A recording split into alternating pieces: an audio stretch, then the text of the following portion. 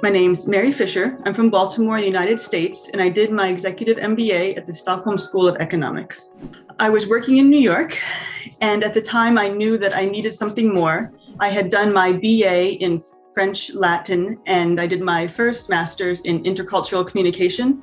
Somehow I ended up in the arts, working at a nonprofit arts institution, and I was doing a lot of finance, accounting, operations, and I knew that an executive MBA could really help me, deepen those skills and be more effective at work. I chose an MBA outside of the US because I know that I wanted an international experience. With my previous education being in the international sphere, always working with individuals from outside the US, I wanted to keep that thread going. I had been looking at full-time programs in Europe, and I was just about ready to pack up my bags and go to Europe for 2 years and do the full-time MBA.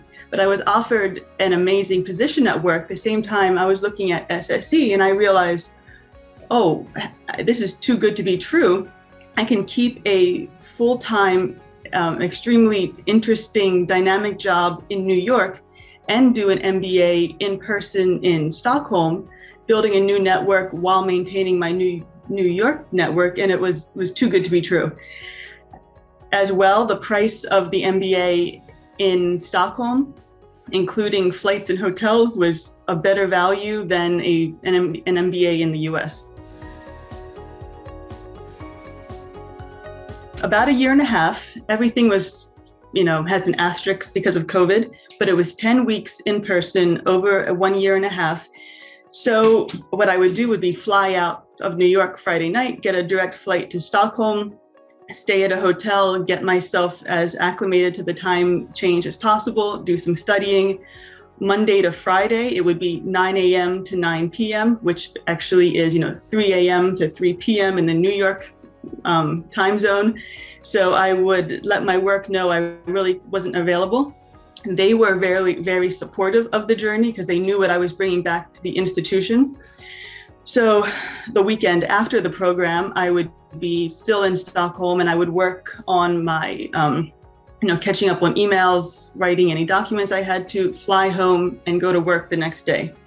So it was a lot of work, but it was really dynamic, really fun. I sort of had the summers to, I don't want to say relax, to catch up a bit, but it really was an experience where I couldn't have had that.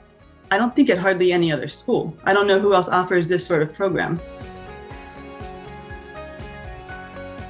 The people were different than I thought, and the environment was different than I thought. So being the business school that's #1 in the Nordics, with its reputation of being the #1 finance school in Sweden, I expected very buttoned up, very aggressive people. I think because I'm also coming from the New York mindset, working with a lot of East Coast Ivy League MBAs. And when I got there, everyone was, prepared to be there and looked their best and brought their best, but everyone was so friendly and helpful. And it was not what I was expecting at all. I was a little taken aback, and I did have some culture shock. Luckily, we have executive coaches that help you through the program and are there as a sounding board and give you incredible tools. My coach was a Franco-American woman, so who had married a Swede. So we spent a lot of our coaching talking about cultural differences, because I had school in France and I had culture shock there, but I didn't expect it so much in Sweden. So she was really helpful in working me through the differences in the cultures. I mean, along with the students, they were fantastic and it helped, and there was never a wrong question, but it definitely wasn't the buttoned up, do the work and, work hard, play hard, aggressive environment that I was expecting. It's invaluable. So, I'm at work, working with the people that I have known for, at that time, 6 years. And we had a very, I don't say informal, we knew what we were doing together.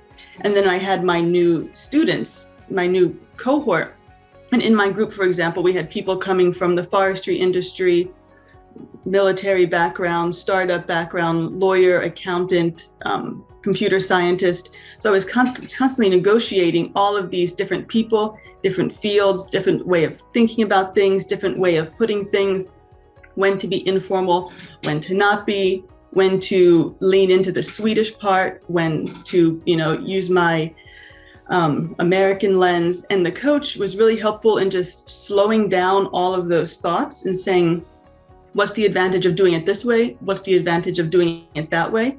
And it really helps reflect on the program as you're going through it.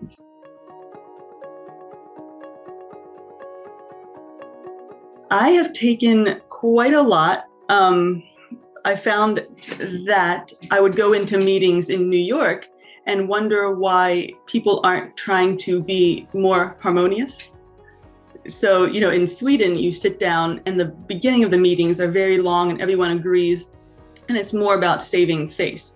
In the environment where I was working, it was much more direct. So sometimes I would be thinking, wait, hold on. And I would have to stop and figure out where I am and what's the best way to get through this one situation. And I realize I've taken that through my entire life, personal and professional. So I sort of tried to take the best parts of each one. And a lot of the Swedish, the coursework is built on it depends. I feel like in the US, it's more, this is the answer, and that's what it is. And in Sweden, almost every assignment, every exercise was more about it, it depends. Why is that your answer? And prove it to me. And I had a little trouble at first without everything being so black and white. So that was something I've taken away and I think about often. There's a lot, so I'm trying to narrow this down. I think the quantitative courses, because that's where I was the weakest. My education was not in anything along the lines of business or math or statistics. So it was hard. I had to get a tutor. I had to wake up early before going to work and really crack the books. And I came away with some really strong tools. The accountant at my workplace, I could understand her much better when there would be disagreements about how to show numbers, which form you want. A board member would want the numbers in a certain form and the accountant would want the numbers in another form. I could understand what they were both saying and find the right way to, make sure we have our accounting bases covered, and as well make sure these numbers are being translated for artists. So it really helped me get a really good idea of the different lenses people look through and how to be a good translator. Because the MBA is very wide. I mean, you cover, about 10 different subjects. So you really don't dive into them deeply. You don't become an expert. You become a sort of generalist that helps you work with everyone at work and understand where each person of your team is coming from. Sometimes I felt like I knew less after the MBA, and because a little bit of everything, you know which questions to ask, but you know that you don't know the answers yourself. So I've taken that away, which I feel has made me in a way a slower manager, because I ask more questions. I want to know more. And, before it was just about, okay, this sounds like a good decision, let's go. But now there's so much more to sift through when you have all these lenses as tools.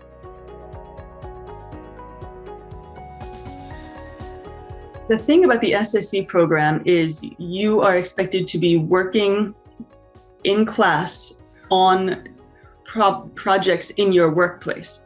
So at the time, we were going through a reevaluation of our mission. So I was tasked with, how does a 200-year-old arts organization make an impact in today's society? So when I went into the EMBA with that question, I was speaking with all these professionals from different fields, different backgrounds, and as well the teachers and the courses.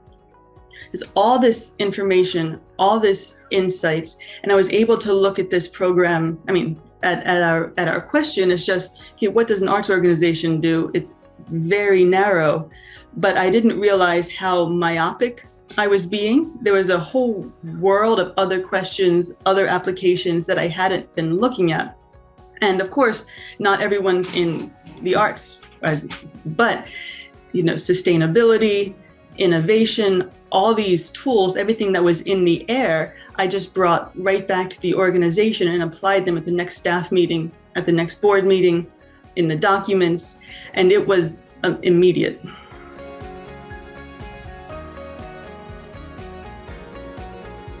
So the job that I went into while working on the MBA, I left in February of 2021.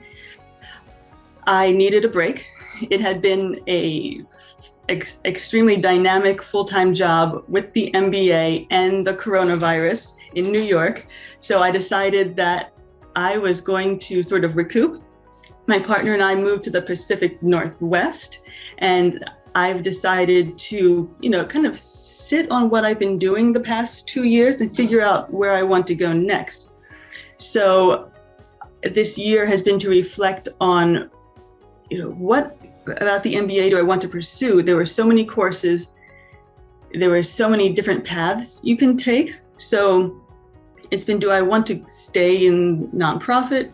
Do I want to go into something more operational, which operations I believe was my favorite course, but I don't really have a background in it. What can I pursue that marries them both?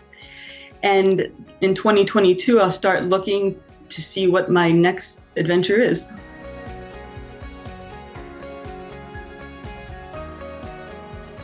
Okay, well, I guess you're unfortunately going to make me speak Swedish too, but there's a little cafe behind the school. And I had been to Stockholm many times before applying to the program, and I loved this cafe. And I would sit there, read the paper, I guess at the time there was no cell phones, and I would sit there and absorb this very Swedish ambiance. And then when I entered the school, I would sit there and, have coffee and study for hours. It's called Nybergs Hembageri. It's right behind the school. And you get the really Swedish feel. So I go back and I think about when I was there as a college student, when I was there when I first applied to the school, when I was there doing schoolwork. So now I could go back and, have a cup of coffee as a graduate.